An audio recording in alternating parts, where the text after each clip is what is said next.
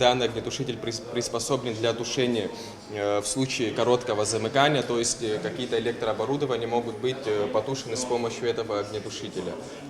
Все пригодно к работе, рукава находятся в хорошем состоянии. Просто иногда требуется проводить технический осмотр данного оборудования. Такой вот инструктаж о работе системы пожарной безопасности сотрудники МЧС проводят ежегодно, одновременно проверяя здания на наличие первичных средств пожаротушения, огнетушителя, внутреннего противопожарного водопровода, крана и сигнализации. Первый объект, который сегодня посетила служба государственного пожарного надзора – четырехэтажная гостиница «Олимп». Здесь около 40 номеров. Специалисты тщательно проверяют комнаты, коридоры и столовую. По их оценке, объект соответствует всем нормам. Однако некоторые нарушения все же выявлены. Ручной пожарный извещатель, его необходимо заменить.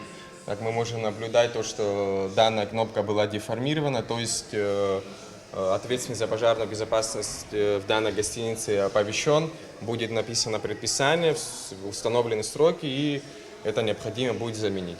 Следующий объект, который посетили сотрудники МЧС – гостиница «Интерсухум». Здесь около 165 номеров. А как известно, чем больше здания, тем больше к нему требований. На первое место выходит вопрос эвакуации во время пожара. Первое, что бросается в глаза, это так как данный путь является путем эвакуации, и здесь существует порог, который нужно запретить.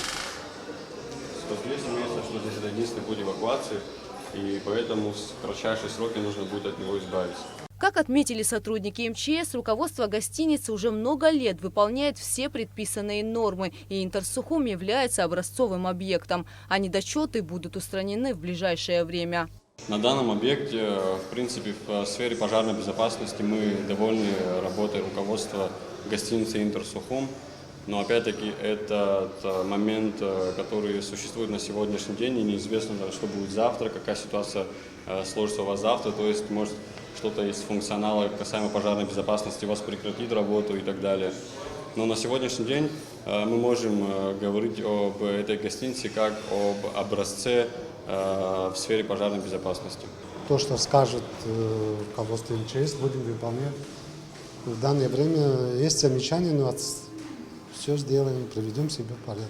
На сегодняшний день в списке обслуживания государственного пожарного надзора около 268 объектов. На 12 августа сотрудники МЧС проверили большую часть из них. Проверки по сегодняшний день продолжаются. Думаю, в ближайшее время уже закончим данные проверки.